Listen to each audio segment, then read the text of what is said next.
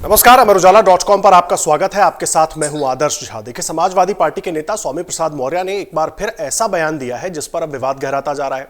स्वामी प्रसाद मौर्य पहले भी हिंदू धर्म को लेकर अपनी बातें रखते रहे हैं, जिससे बार बार विवाद होता रहा। कहा यह गया कि अखिलेश यादव कई बार बैठकों में यह ताकीद कर चुके हैं कि इस तरह के बयानों से बचा जाए। और कल जानकारी के मुताबिक मंगलवार को भी सपा की बैठक में अखिलेश यादव से जब विधायकों ने शिकायत की तो कुछ उन्होंने ऐसी बात कही थी कि इस तरह के बयानों से बचना चाहिए। लेकिन अब स्वामी प्रसाद मौर्य ने कार सेवकों को लेकर जो बात कह दी है वो किस तरीके से देखी जाए, और उत्तर प्रदेश की सियासत में, समाजवादी पार्टी में ये किस तरह की सियासत हो रही है। एक तरफ राम मंदिर में प्राण प्रतिष्ठा होनी है 22 जनवरी को, और उसके पहले स्वामी प्रसाद मौर्य का इस तरह का बयान, उसके मायने क्या है। इस पर बात करने के लिए हमारे साथ कांग्रेस के वरिष्ठ नेता आचार्य प्रमोद कृष्णम जी जुड़ गए हैं। बहुत स्वागत है आचार्य जी आपका अमर उजाला.com पर। धन्यवाद आदर्श जी। आचार्य जी, आखिर ये किस तरह की राजनीति है? अखिलेश यादव आखिर स्वामी प्रसाद मौर्य की जुबान पर लगाम क्यों नहीं लगा पा रहे हैं? अभी पहले हिंदू धर्म को लेकर उन्होंने बयान दे दिया था, अब कार सेवकों पर गोली चलाए जाने को जायज ठहरा रहे हैं। बैकड्रॉप में तब जब उधर राम मंदिर में प्राण प्रतिष्ठा की तैयारी चल रही है, पूरा देश राममय हो रहा है, उसमें इस तरह का बयान। देखिए आदर्श जी, इसमें मुझे दो कारण नजर आते हैं। पहला कारण तो ये है कि ये अखिलेश जी की सहमति से हो रहा है। अखिलेश जी की सहमति के बिना समाजवादी पार्टी में पत्ता भी नहीं हिल सकता। जी। तो इतना बड़ा बयान, और ऐसा बयान जो हिंदू धर्म के मानने वाले करोड़ों हिंदुओं की आस्था को डायरेक्ट ठेस पहुंचाता है। जी। और ये एक बार नहीं हुआ है, ये बार बार हो रहा है। कभी वो रामचरितमानस के पन्ने जलाने की बात करते हैं, कभी पन्ने फाड़ने की बात करते हैं, कभी तुलसीदास को पागल बताते हैं, कभी वो कहते हैं कि साहब ये हिंदू धर्म एक धोखा है, कभी कुछ कहते हैं, कभी कुछ कहते हैं। और हद हो गई है, उन्होंने राम लला के भक्तों पर गोली चलवाने को जस्टिफाइड किया है। वो भी इस समय जब पूरी दुनिया के करोड़ों सनातन धर्म के मानने वाले, करोड़ों हिंदू जी। के लिए एक उत्सव का समय आया है।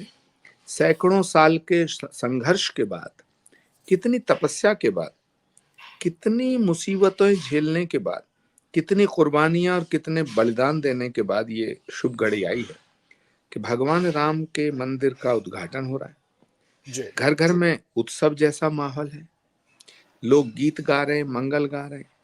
ऐसे में स्वामी प्रसाद मौर्य जी का ये बयान निश्चित रूप से बहुत ही ज्यादा निंदनीय है, सनातन धर्म के खिलाफ है, हिंदू धर्म के खिलाफ है, हिंदुओं की भावनाओं को ठेस पहुंचाने वाला है।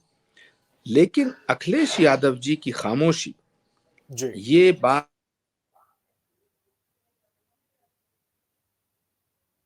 नंबर एक।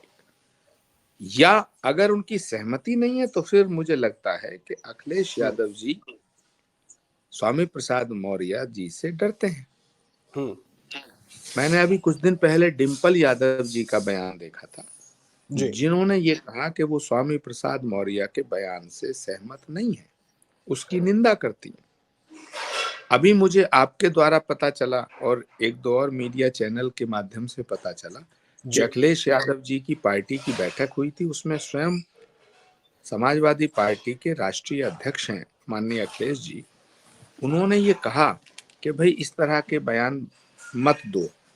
इसके बावजूद बयान आ रहे हैं, तो या तो अखिलेश जी की सहमति से आ रहे हैं या फिर अखिलेश यादव जी स्वामी प्रसाद मौर्य से डरते हैं। दोनों ही परिस्थिति में जी। ये उचित नहीं है और ये निंदनीय है।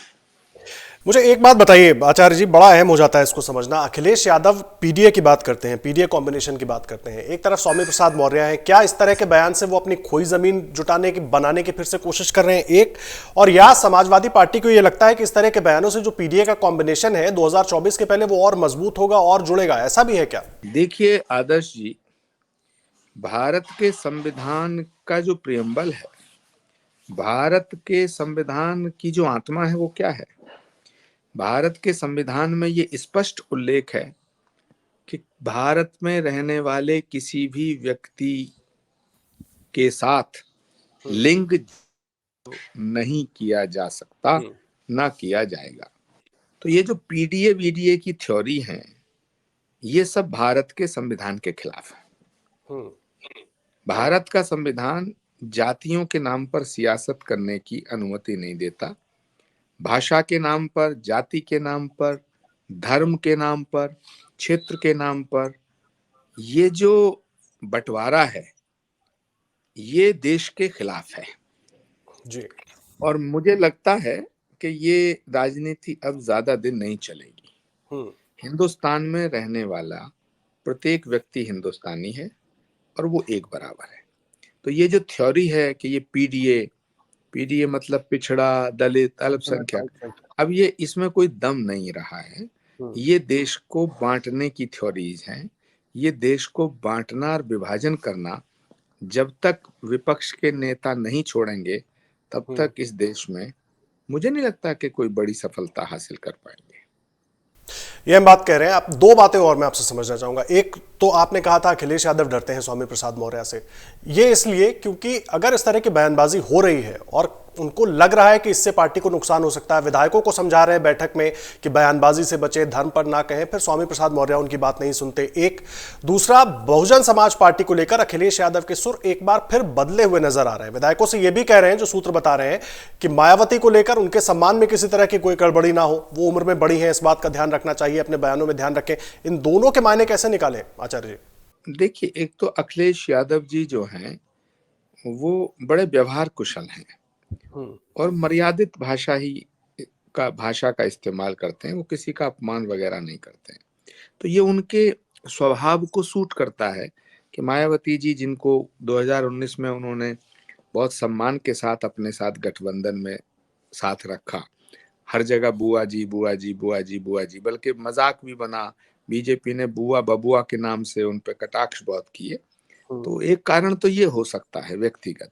दूसरा कारण ये भी हो सकता है कि अखिलेश यादव जी को ये पता चल गया है कि समाजवादी पार्टी का ग्राफ गिरता जा रहा है। Day by day Samajwadi party Hindu विरोधी घोषित होती जा रही है। स्वामी प्रसाद मौर्य, डॉक्टर शफीकुर रहमान बर्क और उनकी पार्टी के कई ऐसे नेता हैं जो रोजाना कुछ ना कुछ ऐसा बोलते हैं जिससे हिंदू धर्म की हिंदू धर्म पर सवालिया निशान, हिंदू धर्म के मानने वाले लोगों की भावनाएं आहत होती हैं।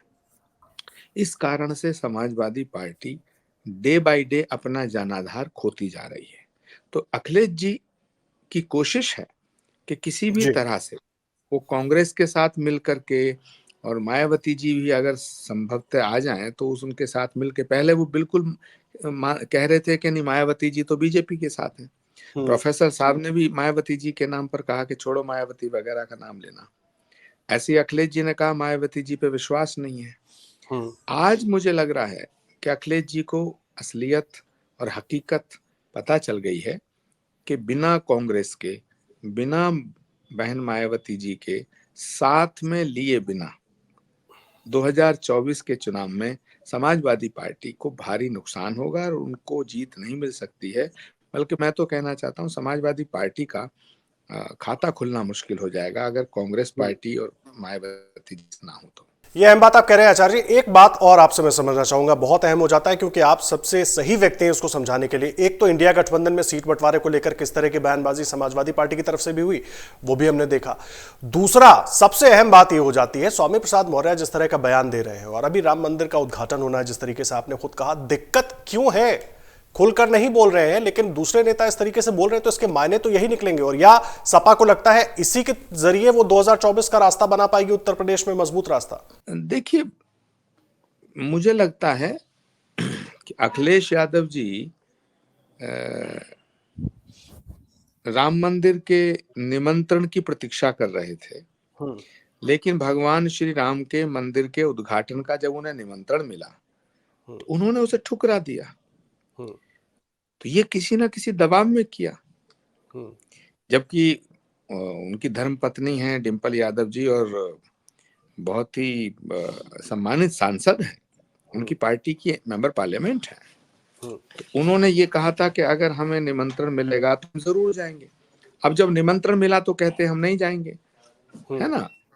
तो पहले तो मुझे लगता है कि ये धार्मिक दृष्टिकोण से गलत है। भगवान के मंदिर के उद्घाटन का यदि निमंत्रण मिलता है तो इसे सौभाग्य समझना चाहिए। जी। क्योंकि भगवान के मंदिर के निमंत्रण को ठुकराना तो ये तो दुर्भाग्यपूर्ण है। हम्म। अब सवाल उठता है कि ये ऐसा उन्होंने क्यों किया? तो उसके दो कारण हैं, या तो वो स्वामी प्रसाद मौर्य जी के दबाव में है, हम्म। या फिर वो हिंदुओं की भावनाओं को ठेस पहुंचाना चाहते हैं, या उनकी आस्था राम में नहीं है। तो ये बात अखिलेश जी को साफ करनी चाहिए कि क्या स्वामी प्रसाद मौर्य जो हिंदुओं पर हमला कर रहे हैं, हिंदू आस्था पे ठेस पहुंचा रहे हैं, हिंदू आस्था पर चोट कर रहे हैं, उनकी सहमति से है, नंबर एक। नंबर टू, या फिर वो स्वामी प्रसाद मौर्य के खिलाफ कार्रवाई क्यों नहीं कर रहे हैं? क्या वो स्वामी प्रसाद मौर्य जी से भयभीत हैं? हम्म। क्या समाजवादी पार्टी में अब समाजवादी पार्टी अब दो फाड़ होने को जा रही है? समाजवादी पार्टी का नेतृत्व इतना कमजोर है कि वो स्वामी प्रसाद मौर्य को कहे कि भाई बयानबाजी मत करो, और स्वामी प्रसाद हम्म। मौर्य रोज बयानबाजी कर रहे हैं। तो या तो अखिलेश जी डरते हैं स्वामी प्रसाद हम्म। मौर्य के खिलाफ कार्रवाई करने पर, जी। या अखिलेश जी की सहमति से ये बयानबाजी हो रही है। इसका जो स्पष्टीकरण है, जी। इसको साफ करने का जो दायित्व है, वो स्वयं अखिलेश यादव जी का बनता है।